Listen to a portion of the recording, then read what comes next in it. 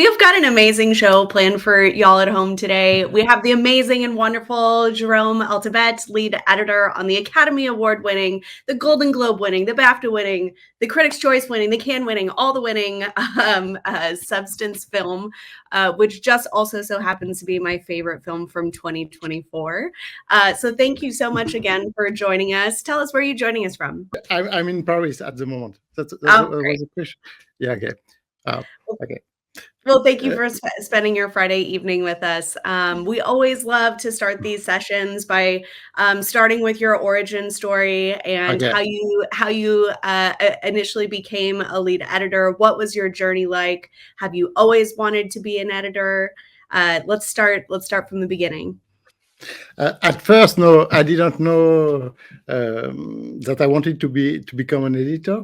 My father was a great fan of cinema, and so he brought me like kind of every week to see movies and things like this. So I was into this area, and I decided to do a film school in Paris.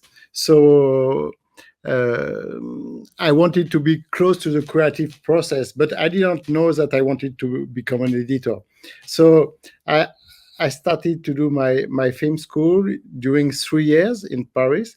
And at first, I've been working as an assistant director.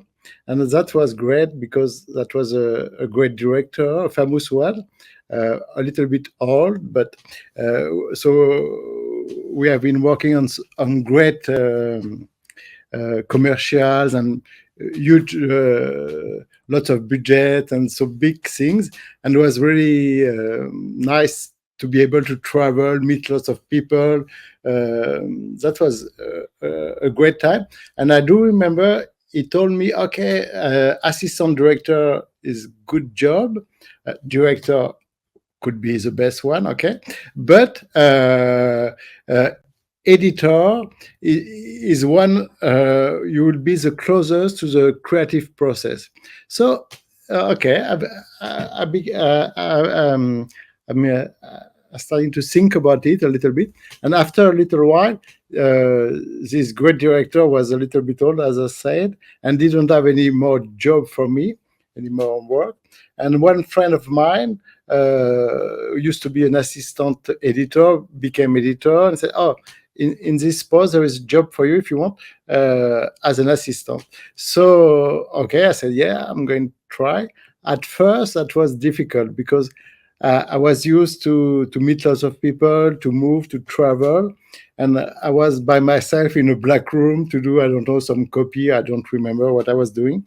So it was not easy at first, but little by little, I start to enjoy, start to learn how to edit a little bit by myself, watching to the other editor and things like this. And when I became editor, so, okay, I knew there was something interesting in this. And after, I didn't go back to assistant director.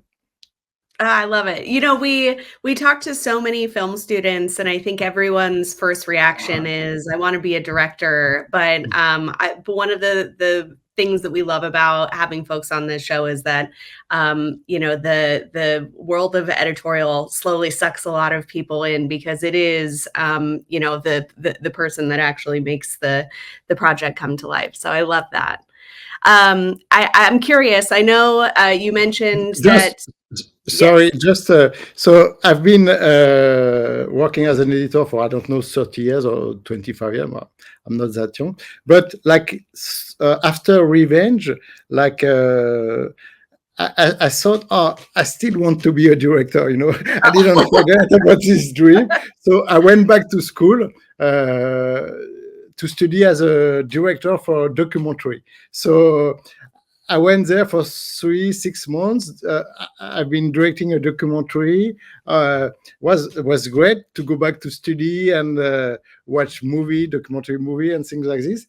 But after it was just for a little while. After I went back to editing, but I still have this in my mind. So you could be an editor, work as an editor, and still as project as a director. I mean, it's not okay. Sorry So about the directorial bug never leaves you, I suppose. that. I think your skill sets only broaden over time, maybe is the moral of the story here. That's it. I like it. Well, I know that you mentioned that, growing up, you watched a lot of films. And because we always like to start off the show as well with everybody entering in their favorite movie, were there specific films that inspired your editorial style? I would say, at first, I didn't know I wanted to. I'm going to become an editor, so it was more movies that inspire me that and kind of changed my life. It's not only about working in the industry; it's also about you see something, you say, "Oh, what is this?" And I do remember, as I said, my father brought me to in Paris to Le Grand Rex. The Grand Rex, it's famous French theater in Paris, and we went for the Fantastic Film Festival. I think I was 13 years old or something like this, and there was a huge atmosphere, and it was like lots of people shouting and everything. And first movie, I think it was Blue Velvet from David Lynch. I'm sure. I don't think I'm sure because I do remember it. And second one was Reanimator for I think Grant Stordon. Oh, sorry about my English, but anyway. So these two movies, genre movie, and also the mix of genre movie, because I think genre movie in a theater, it's like a different thing from other kind of movie, because I don't know why, but it's like it's kind of you have to react because it's really you see something like unusual, and like I don't know. So I would say those two. So for sure, David Lynch movies is Blue Velvet, and I do remember also The Shining from Stanley Kubrick, because it's personal story, but my parents get divorced at that time, and I do remember. I think I was in a house with my mother and a friend of my mother, and I was supposed to go to sleep. I don't know. I went slowly back in the stairs, and they were watching the TV, and I think it was The Shining. I do remember, and I was watching The Shining from behind, and so I would say my it's I think it's between 12, 13 years old and 18 or something, like you was most receptive to this kind of experience. And but I mean, so I don't know, I could speak more about this, but I don't know I can say some name. No, it's interesting you mentioned that. My first memory is actually of watching The Shining in a drive-in theater. So I think that makes two of us. And I mean, what iconic movies to have your film festival experience be opened up to with Blue Velvet. Usually we get some Blue Velvet folks that are typing that entry in as their favorite movie at the beginning of this show. I'm surprised we didn't get it this time around. Yeah, what a reaction out of the crowd for folks seeing that for the first time. I bet that was pretty great. Well, tell me a little bit about how you came to join the team with The Substance. I mean, as you mentioned, you've been in the industry for decades at this point, but how did this story come together? Because this is an interesting one that took years in the making. So start at the beginning. How did this come about? Do you want me to speak about my relation with Coralie or Animator? Things like that? Okay. Yeah. Why don't we start there? Okay. So after a while, I became an editor. I say goodbye to assistant director, and I was working for some series and mainly comedies. Comedy. Sorry for my English. And short comedies, things like this. And at what point the production company began to work with Coralie, and Coralie was a director. I think that was our first series, and that was a kid show, and with Fairy, and she was also an actress in it. So that was funny thing. She was kind of young. And okay, so I was editor a little bit for this series, and so I met Coralie, and okay, we've been working together, editing the series, and I did notice she was really interesting into editing process.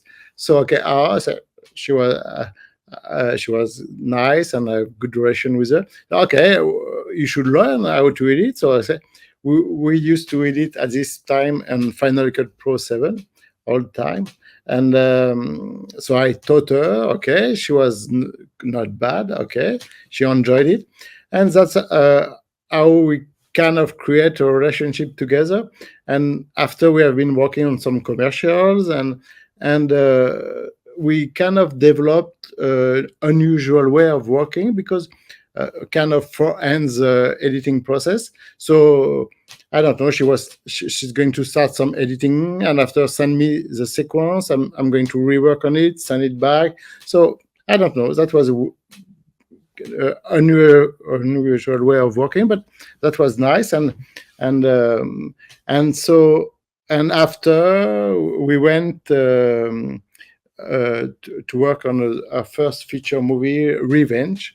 So I don't know, I think we have the trailer of Revenge, like to do we want to play the trailer for Revenge? I saw someone entered in that title as one of their favorite movies. So for anybody who isn't familiar with the Revenge project, we're going to go ahead and play that trailer here in just a moment. Great. So I'm seeing a theme emerge here: highly stylized, intense, really visually appealing projects that you've gotten a chance to work on with Coralie. How awesome. Yeah, that was a great experience. I think you can see most of the people, I guess, know the substance, but you can see her cinematography, and you can see like there is not that much dialogue. It's very stylish, it's kind of feminist, like it's strong woman. I mean, and it's like powerful. It's like, and it's a deep and strong subject because it's about rape, but it's still kind of entertaining in a way. Sorry if I can put it together, but like, yeah, that's so yeah, I've been lucky to meet Coralie and to be able to work with her. Yeah, that's for sure. So you worked with her on Revenge, and then she gave you a call for The Substance. So was that the very next film that you decided to work on together?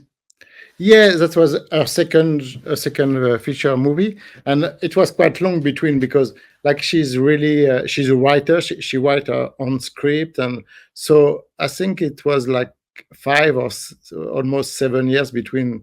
I think Revenge was 2018 or something like this. So it took a long. It was a bit long. So.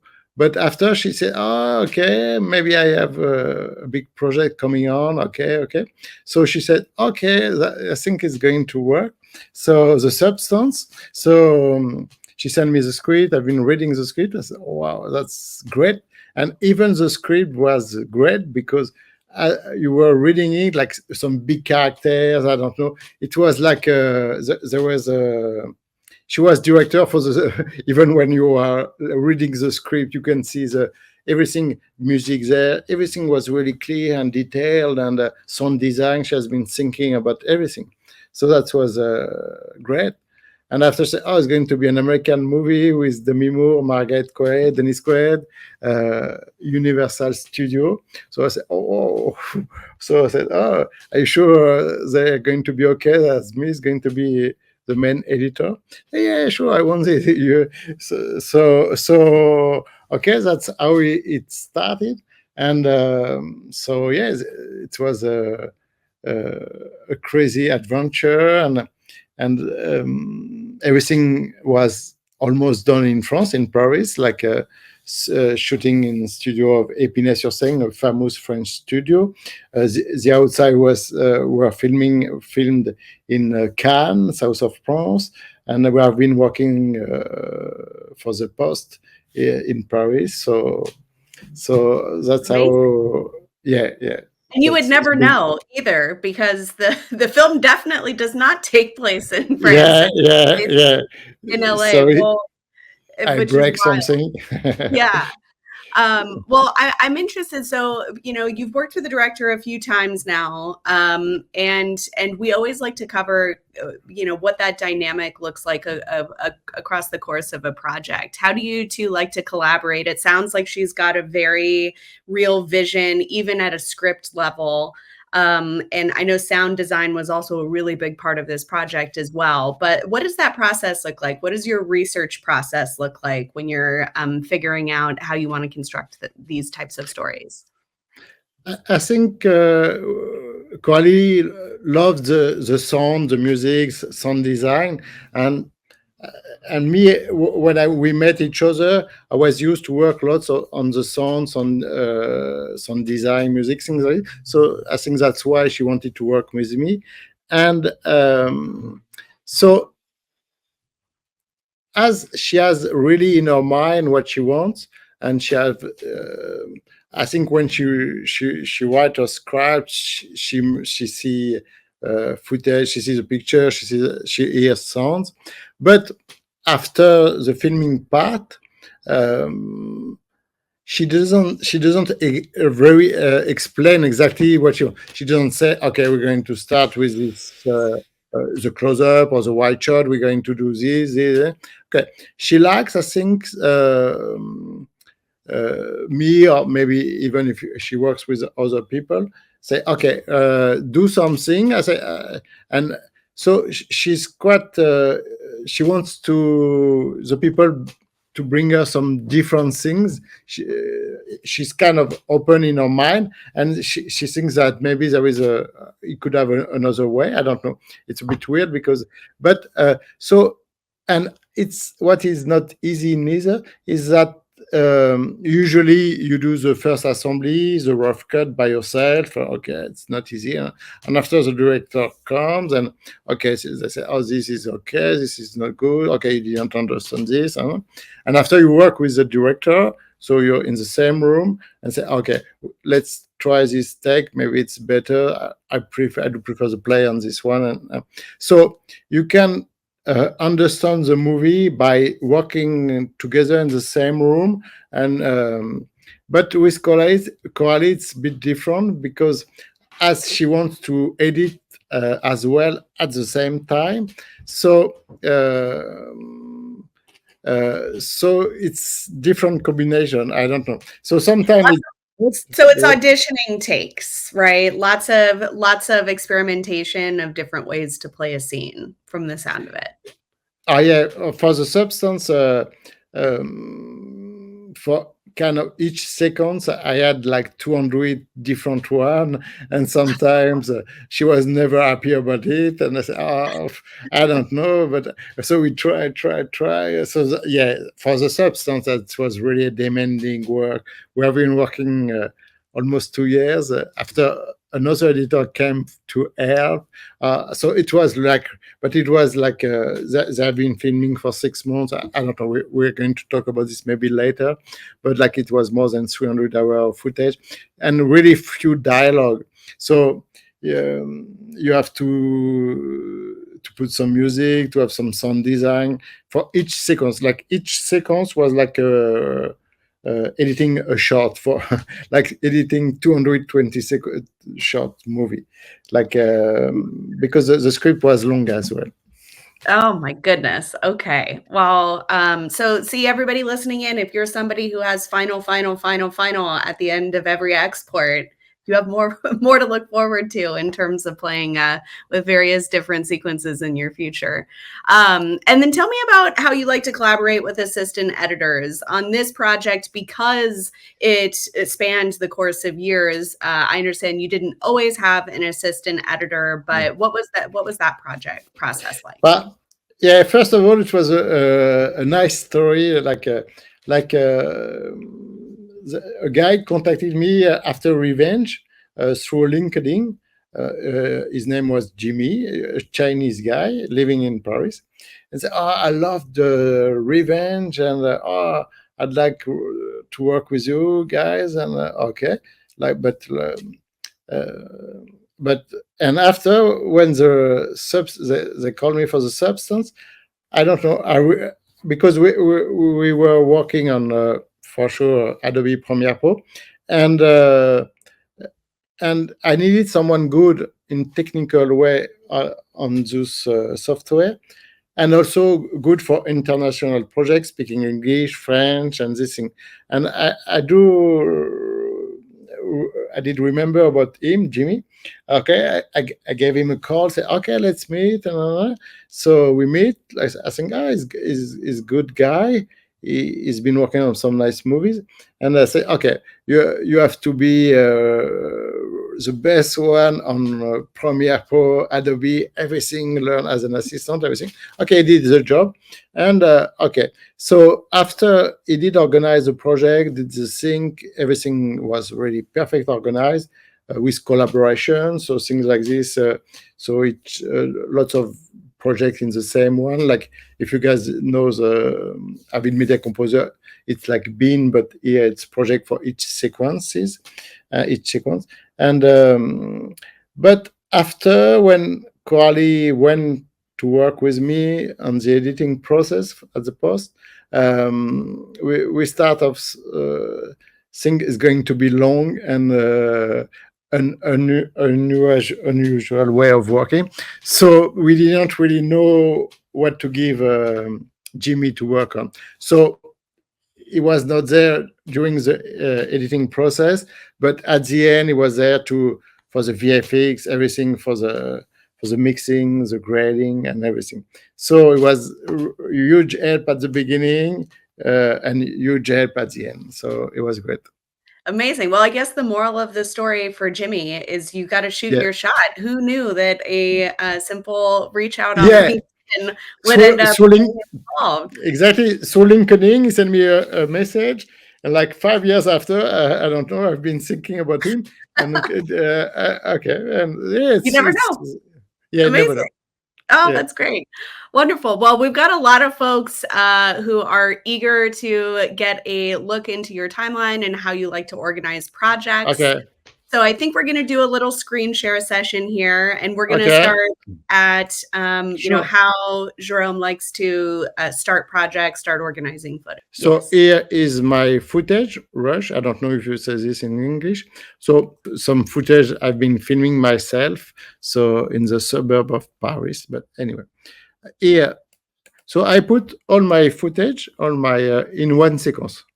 So lots of footage. Okay. So if it's a sequence for a feature film, or anyway, it's kind of same. So, okay, I said, oh, this little part is quite nice. So I'm going to cut this little part, maybe here, actually. Okay. I'm going to put the things I like in track V2, and maybe things I love in track V3. So watching everything, okay, this is okay. So important thing is also the shortcuts. So the main things in shortcuts is to be able to navigate in your timeline, really, like zoom in, zoom out, these things. It's really important. But what is really important as an editor is you forget the technical part, and you just, as a piano, if you play piano or something, you forget about the technical things. And after, I'm going to edit from this sequence to my to edit truly sequence one. So okay, so I'm going to put this sequence, the footage. So I'm going to say open in Source Monitor. Okay, now it's here, but I want to be able to navigate with the timeline in this. So I think it's pancake editing, you call it. So I say open sequence in timeline. Now I'm going to edit this. So here, what is it? Okay. So I'm going to have this. So I have this. Well, it's not easy because it's really small screen for me. On one screen, it's always hard to fit it in on one screen, having two timelines. Yeah, usually I have, I don't know, 3 screens, but Anyway, so I'm going to say, I'm going to start with this, take it and copy it in the okay, it's there now, and I take the best one, which is supposed to be in V3. I don't forget to take the sound as well. Okay, so everything is here, so I don't need this anymore. Okay, so that's the editing process. What I like also for the shortcut is erase the gap, because sometimes you take lots of things. Okay, you want to put everything together. Up. Okay, so now I have like 3 shots.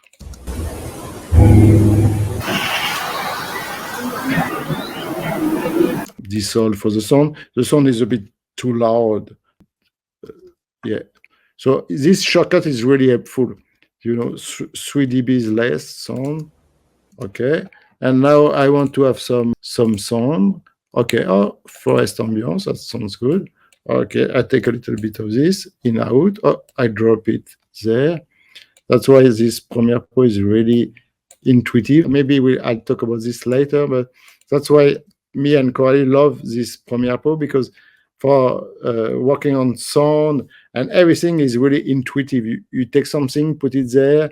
A great thing is, I don't want this anymore. I mute it. Okay, I want it more.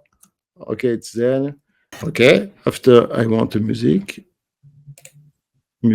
Oh. Okay, I take this music.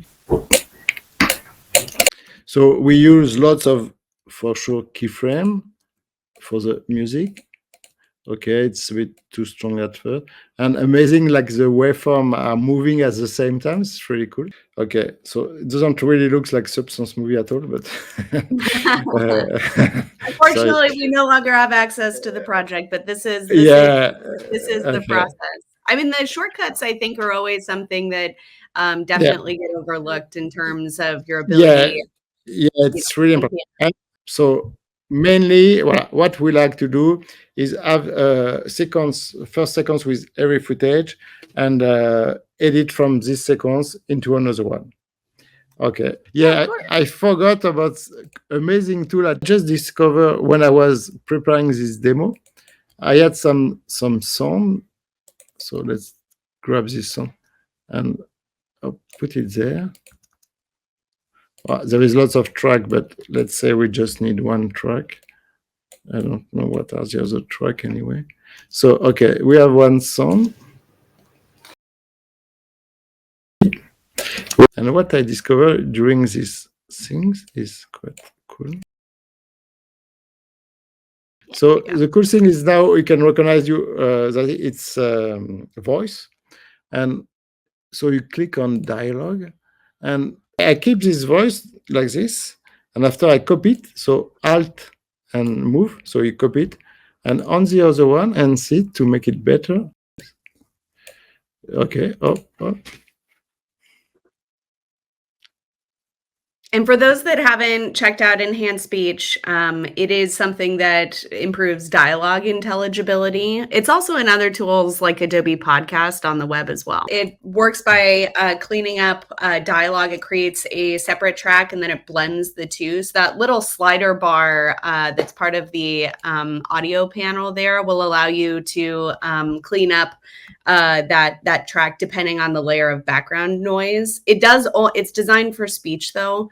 So it's dialogue specific, but if you throw the slider all the way to the right, that's like the most cleaned up version, but I found like somewhere in the 7 range is usually like the best results from what I've seen. I never tried this really in professional way, but you like, it's the end of the clip. It's a shame I don't have a little bit more, and you do this, and I don't know neither how it works, and you have 2 seconds more of it. Yeah, it only does 2 seconds, but it'll do generative extend. I'm so happy that folks are finding this. And while we're on the topic of sound, generative extend also works with audio too. So if you need to extend room tone, it'll do up to 10 seconds. It works as well for audio. Okay, I never tried for audio. Yeah, that's like a new world. It is a newer feature. It is the first generative feature that's come to Premiere Pro. So we're super excited. First of what we hope will be many in the future. So it tells you, it's amazing. Look, it's been created. 2 more seconds. Mm-hmm. Let's go back to normal life. I love it. So we've talked about auditioning takes and the importance of setting up keyboard shortcuts to ensure that the speed of editorial can move just like playing a piano. We've talked about some new features. I'd love to dive in to the process for the substance. Unfortunately, we couldn't show the timeline today. We are going to be doing some scene breakdowns though, because there are some fun stories behind these. But as you mentioned, there's 300 hours worth of footage. This project went on for years. And I remember you telling me that the first cut of this project was a whopping 3.5 hours long. So you did have to run a few early screenings. We tested it on some international audiences with UK viewers and folks from France, as well as the US. I'm sure there's very different reactions across those regions, just in general, mostly to the pacing of films. But how did a lot of that feedback help to shape the film? Because at the end of the day, the film didn't end up being 3.5 hours long.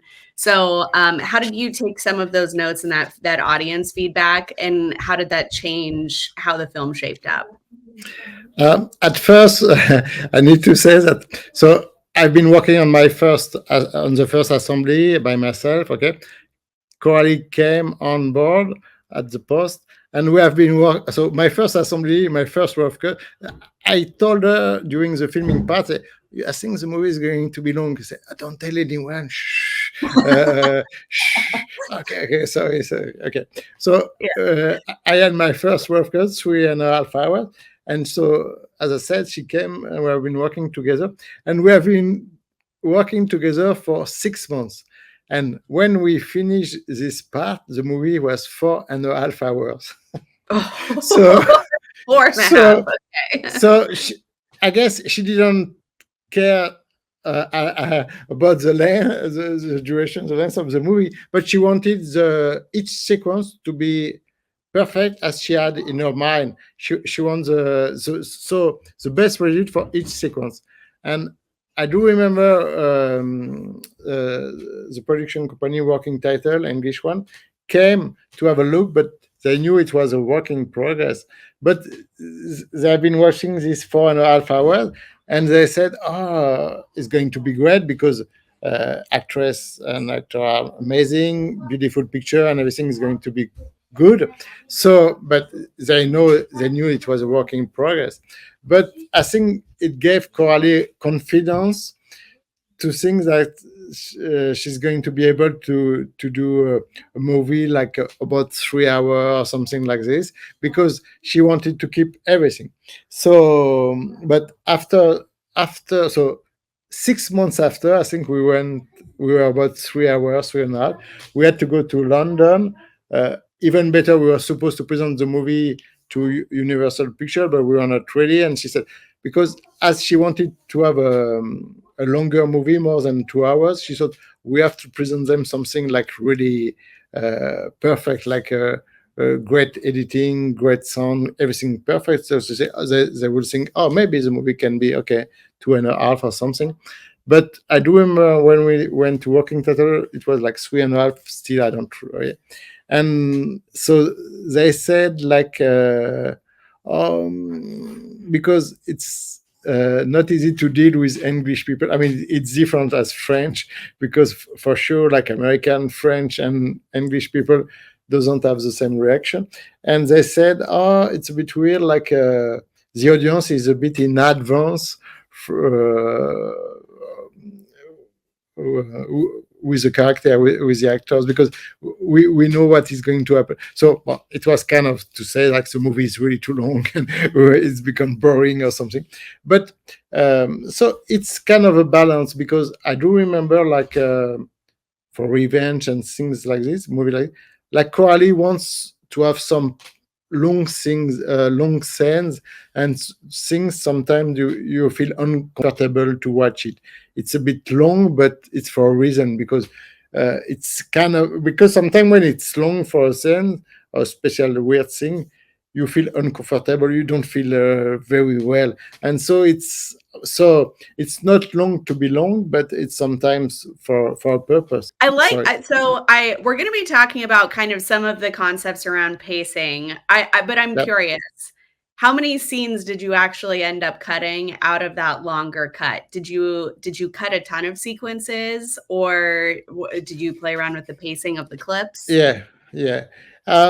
I thought at one point I told Coralie, I think we can keep every sequence, because I don't know how we can manage to make a 2 hours to an hour and a half movie with like 220 sequences.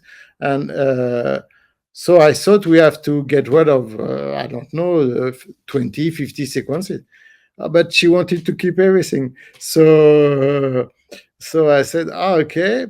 So I don't know how we succeed, but so we did just get rid of rubbish on like 5 or 6 sequences, but there was one with the agency at the beginning, some other one, but she kind of succeed to keep everything, and maybe to make everything shorter. And I don't know, it was kind of a miracle that it went.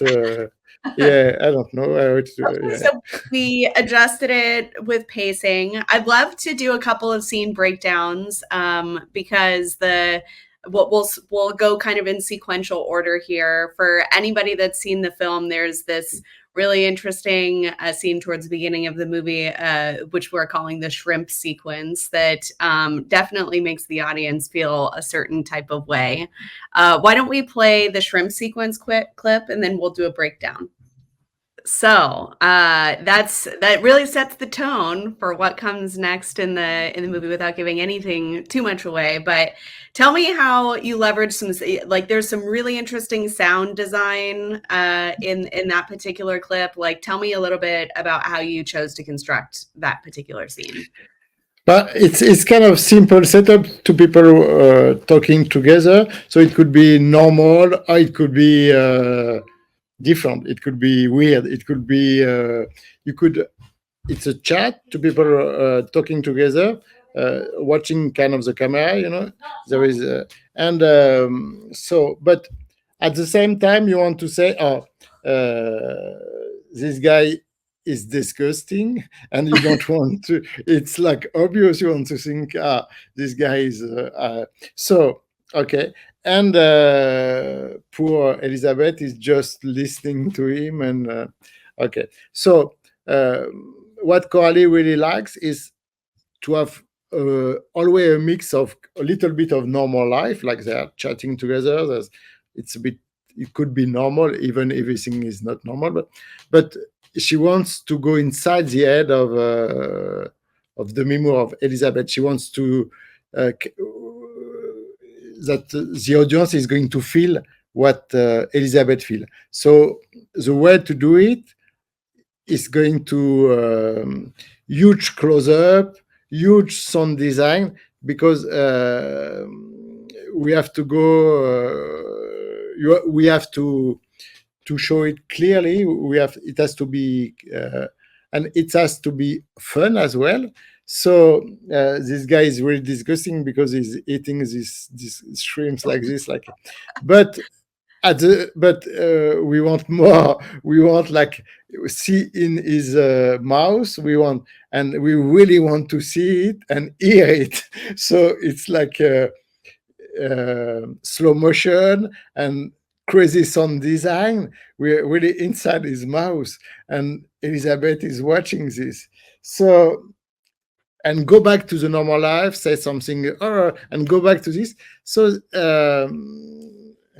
but mainly is for a purpose, is to explain what Elizabeth is living, what she hear, what she can see, and her life is going to break down. It's the end of a old life. And so it was not easy, because for the slow motion there were no sound at all, so it was not speaking while with the close-up.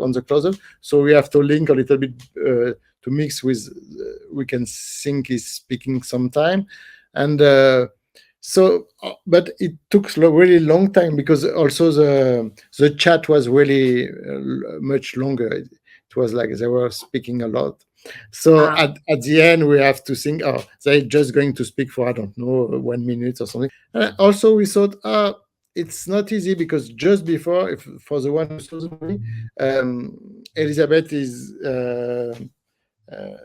in the bathroom by herself, and Dennis Quaid is coming in the bathroom because it's closed for the woman. But anyway, and he just go inside, and also he's going to pee, and he's already disgusting. And he said, we don't care about this old one. I want a new one. I want. So, and just after after we can see Elizabeth is really, oh my God, what happened? And just after there is this sequence. So some people thought that there is two kind of similar, same sequence who's going to say the same thing. But I mean, those two sequences are great, so we wanted to keep it. So yeah, it was lots of work on sound design, like the sound becomes slow, go with some filter to go inside, just to keep low sound. And after slow motion, go back to the normal chat. So it's us to, we want the audience to be always surprised. We want the audience to be, what is going to happen next? I'm inside his mouse after this, after close up on the fly in the glass. So yeah, it has to lots of surprise and weird things like. I love it. I love it. So the sound design really did help sell some of the grotesque nature of Dennis Quaid, who's just like this despicable character. Yeah, true. But I truly do think like the sound was just chef's kiss in that in the absence of that, I'm not sure that you would have garnered the same reaction. We've got some people in the chat saying how grossed out they were watching the shrimp.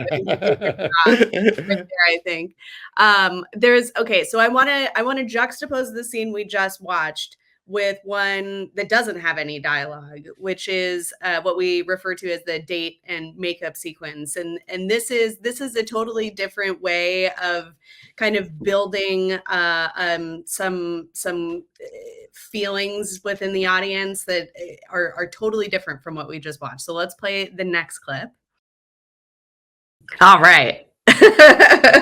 totally different scene here, haunting, if you will. So no dialogue whatsoever. You know, this scene is a few minutes long, but tell me a little bit about how you built like some of that haunting presence with the way you sequence those scenes, those clips. Yeah, I guess this one is a little bit more serious. I guess it's my favorite one in the movie because it's really the emotional core of the movie. It's really the point, like Elizabeth is going to is going to have a bad end for her. And so mainly it's still an easy setup, just a woman with makeup in front of in the bathroom, just watching. So not that much things.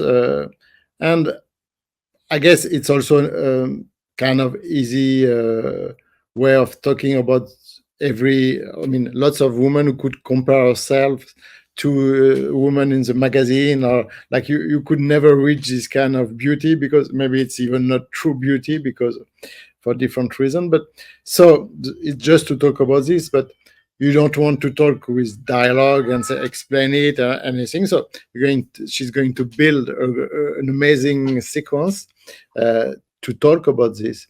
And so at first it's a bit cute because she's going to close the door of Sue, but she just saw her lip and her breast, and but so it's kind of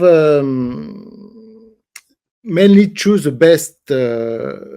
best performance of Demi Moore. Like there were lots of performance, like I don't know, 50 takes, 50 different one. Coralie was really pushing her. So it was the main thing is like try to find the best little detail, the best. At first, she's a little bit happy. She thinks she can manage to go out, and more she becomes more nervous and too much makeup. And so at first, it's to choose the best part.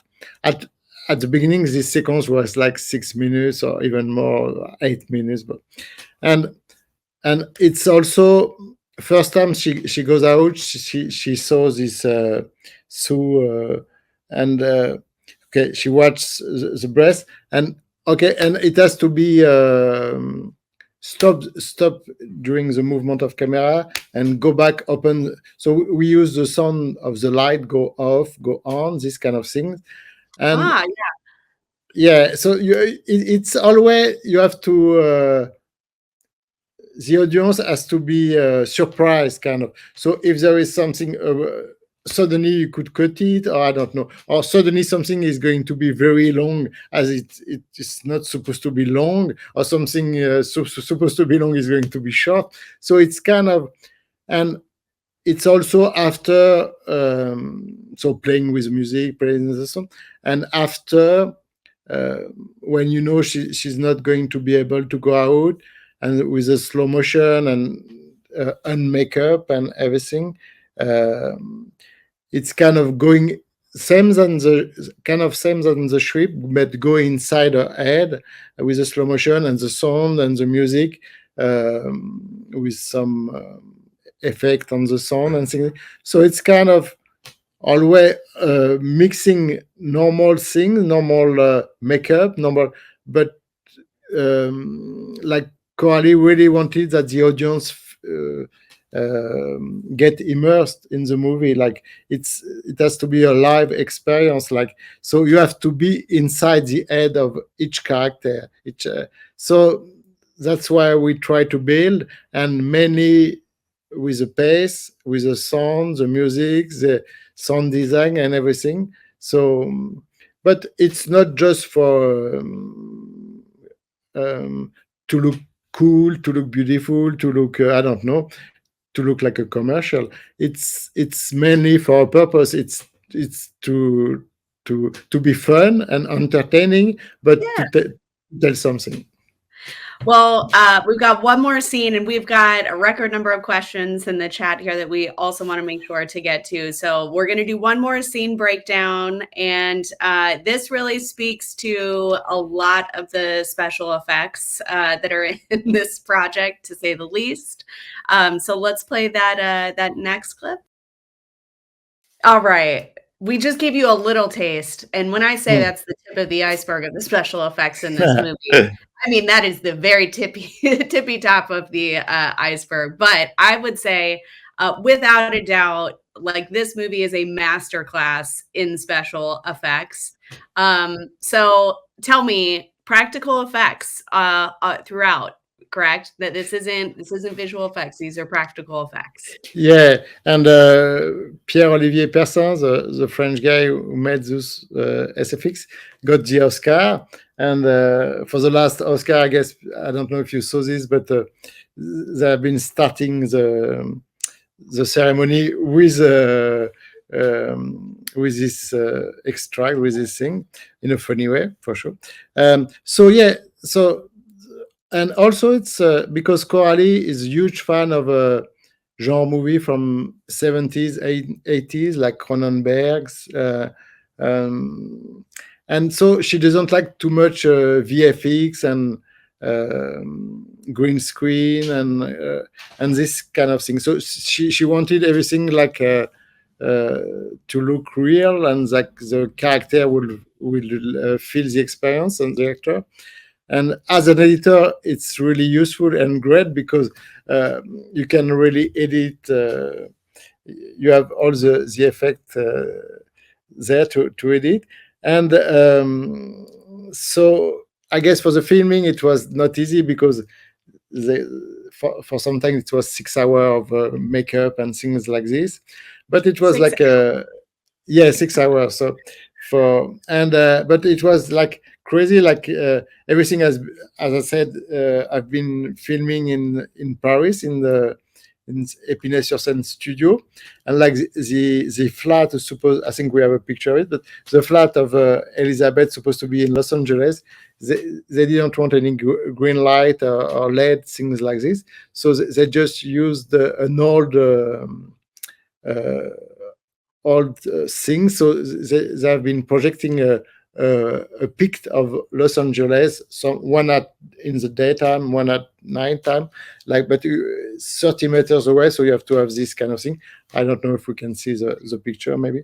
But we throw up the picture just for a reference, because yeah, I mean, you would never know that this was not shot in Los yeah, Angeles. Oh, I yeah. don't know if we have the picture. We will we'll have to send this out Anyway. maybe recording, but and still talking about editing, you can see like so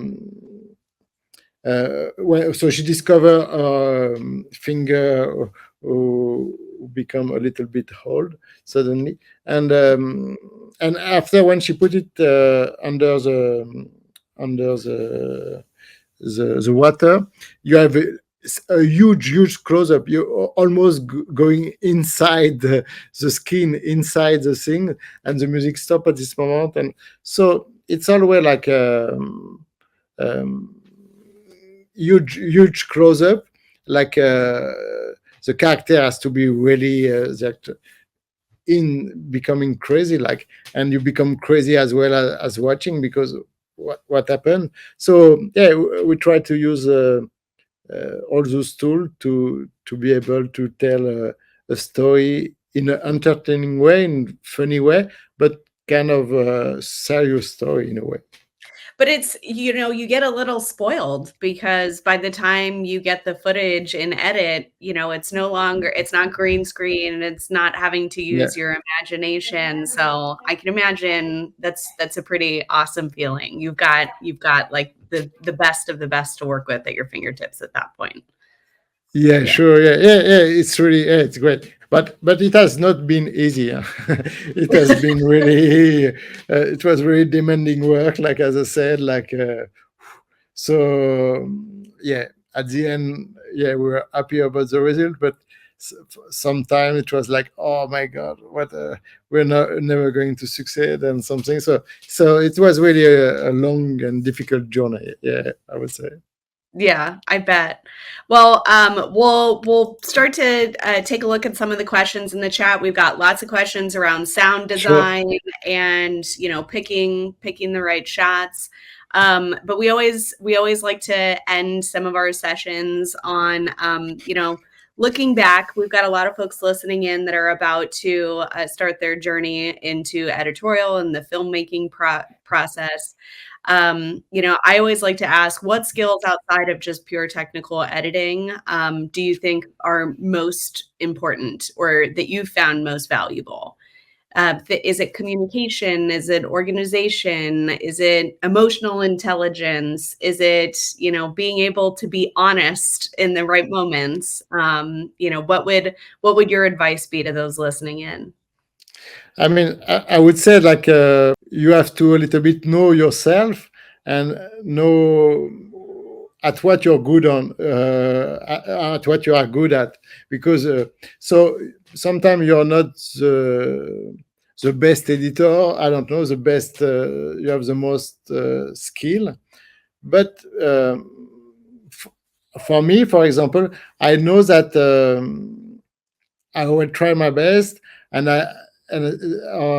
for example, if someone doesn't like what I did, okay, I'm going to try again, propose something different, try, and at the end, I think I will succeed, and so it's kind of a relentless effort until you have the other one is happy, and it's good because if you're working with some great director, they're going to ask more and more and more, so you need to get used to this kind of thing, like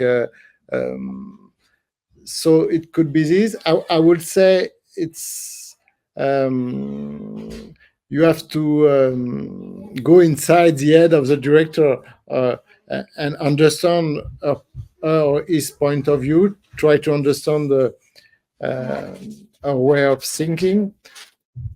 there is some also kind of political interaction, because you are between the producer and the director. So you have to understand the two sides, the kind of artistic side, commercial side, and try to make a balance between those two sides.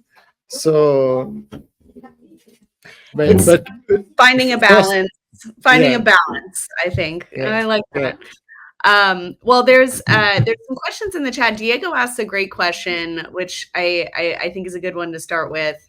How do you go about picking projects that you want to work on? I think some struggle if they're not 100% invested in the story or the script.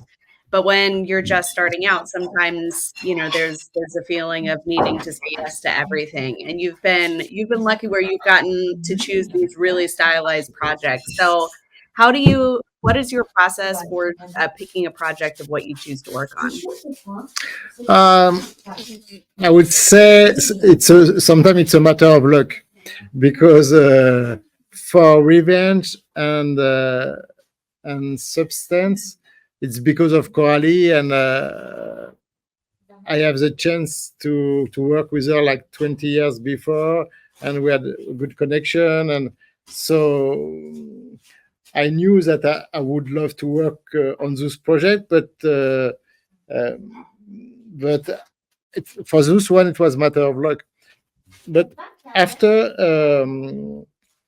I would say I still am working on some short movie, and so it's kind of mainly meeting director, and so sometimes it's matter of luck, or sometimes you work with a director, you can think, oh, it's good director, maybe after it's going to be a nice feature movie, even if you're working with on a short.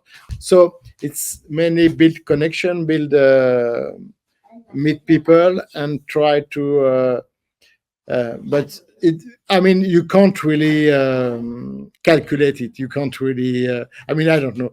After now, maybe I know I'm a little bit more famous. I know a little bit more people. I have an agency in the US and everything, so I could a little bit choose my project and say, oh, I prefer to go on this one and this one. But at first, you can't really do this, and but I know that some friend of mine wanting to have in their mind ready to want to work on this kind of project. I don't know, and so they didn't have that much work for 6 months, and they were kind of poor. But so I don't know. It's yeah, I don't know.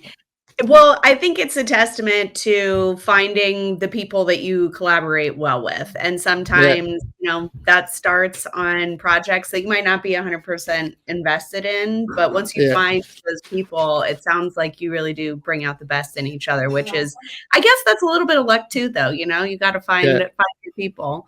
There's some questions in the chat around, over the course of your career, how has your workflow evolved? And, I know that, you were initially cutting on Final Cut 7. You have used Avid Media Composer on projects as well as Premiere. So how has that process evolved over the years? So I would say that it's kind of different approach. So now I go to Media Composer or Premiere Pro. So as I said, I would say that Adobe Premiere Pro is kind of more intuitive. That's why for the work with Coralie, it's good, because it's kind of experimental work. It's like research. Like there is a script, a story, there is a footage, but you need to find sound, you need to build it, so it's like and Premiere Pro is great for this. You take a clip, move it, mute it. You have so many tracks. If you would, I couldn't show you a timeline of Coralie or even mine. Like, it's such a mess, There is like I don't know. So many tracks of video tracks, mute and sound everywhere, and after we forget about. But anyway, so it's lots of trial research. So I would say more you improve a little bit. I used to be a little bit messy sometimes, because you have to say, this sequence the director like it at this point, she likes this or that, and after you do another one, and after she will come back like 1 week. Oh, do you remember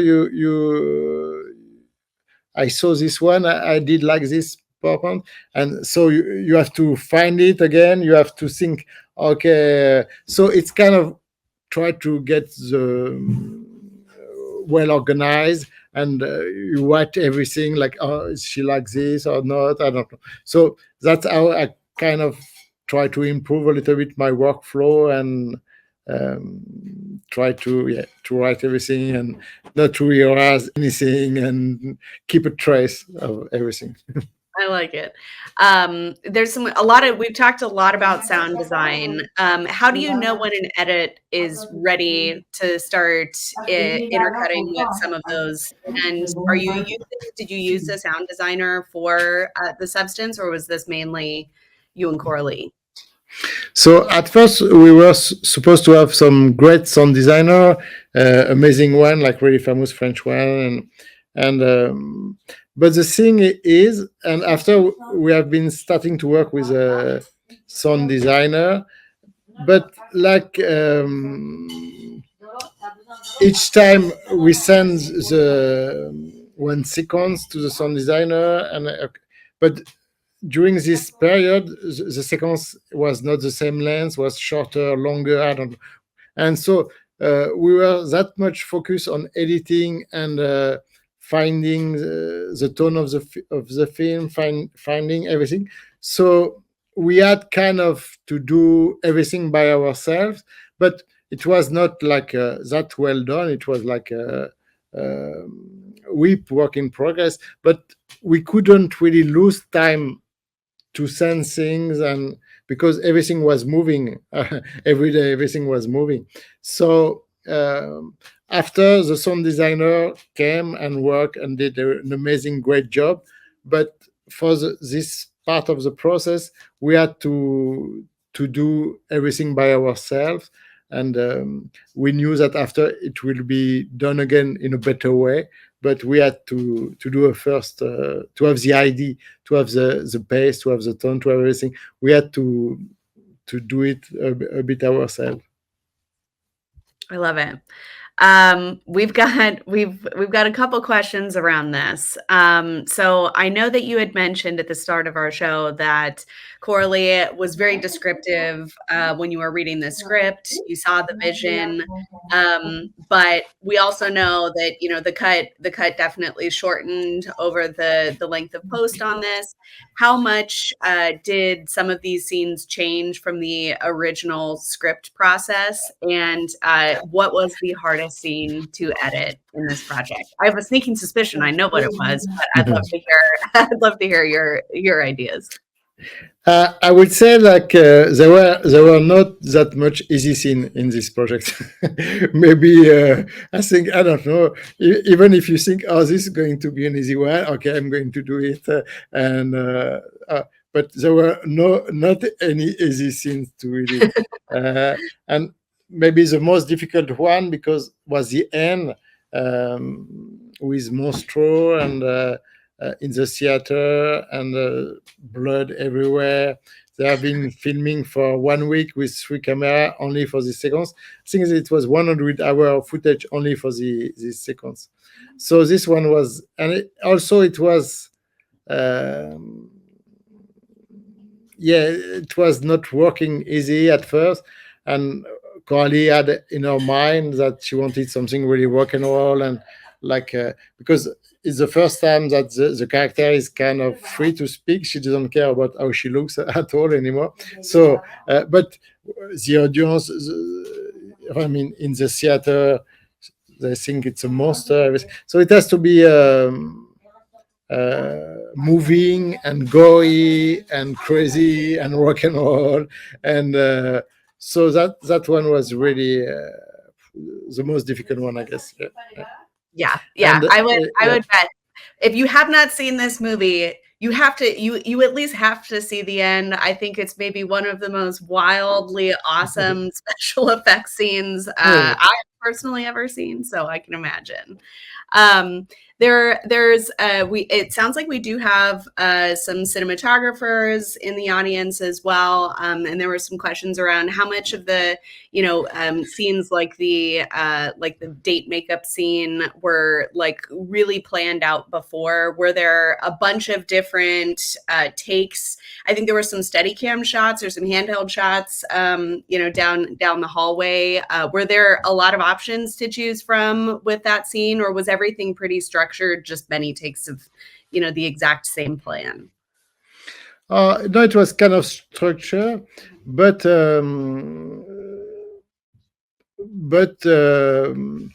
we had to build the craziness. We had to build the. It has to look like it's so strong, and Coralie wanted, like, as I said, something really immersive, but she told me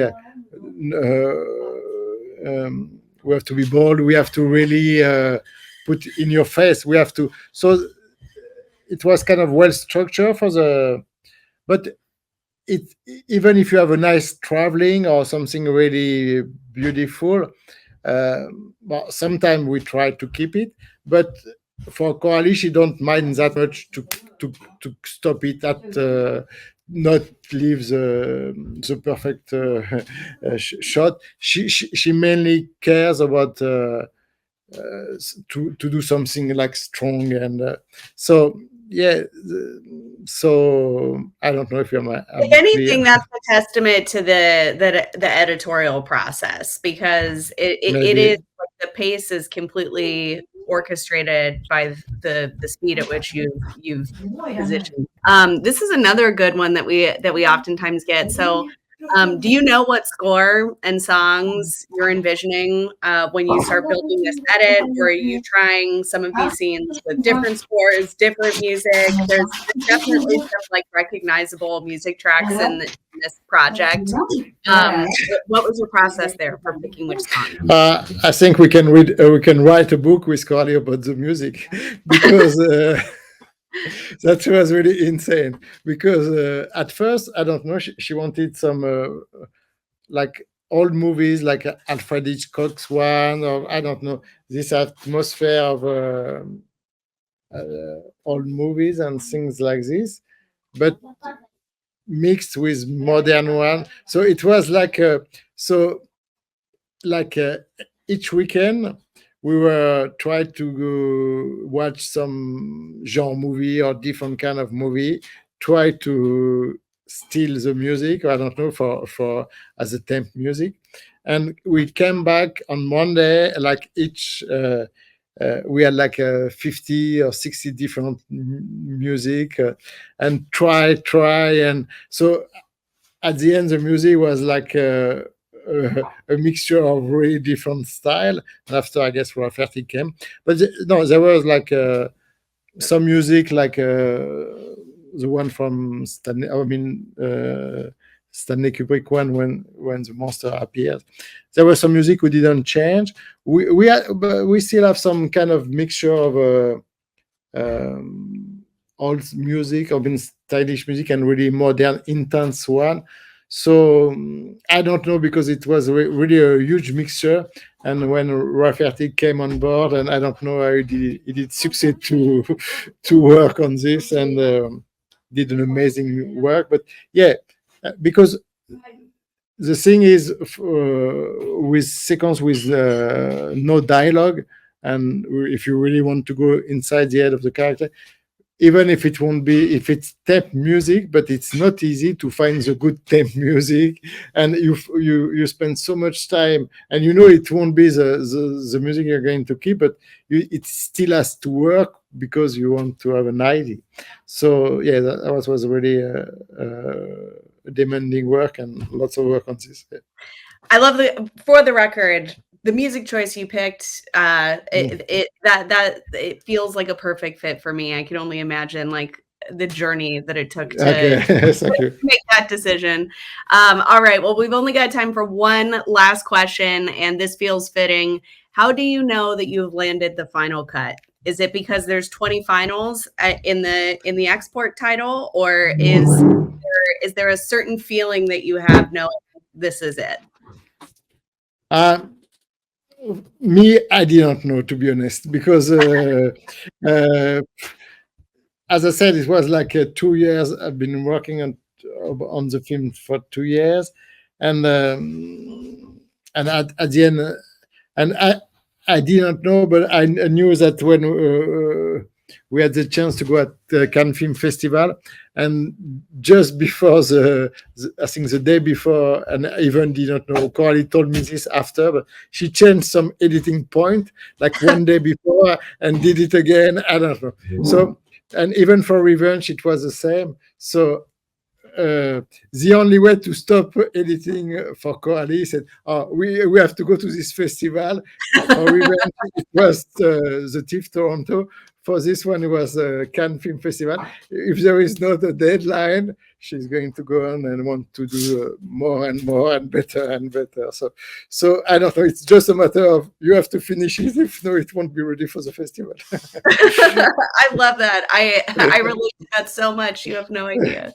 Wonderful. Well, thank you so much for spending some time with us, your evening, our morning in the US. This has been super fun. For anybody that has not yet watched The Substance, it's streaming online.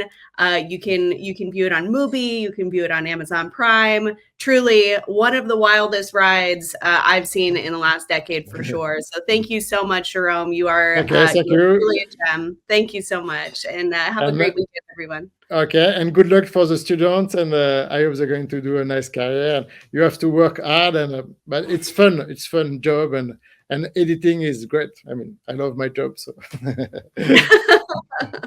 amazing. All right. Okay. Well, thank you guys.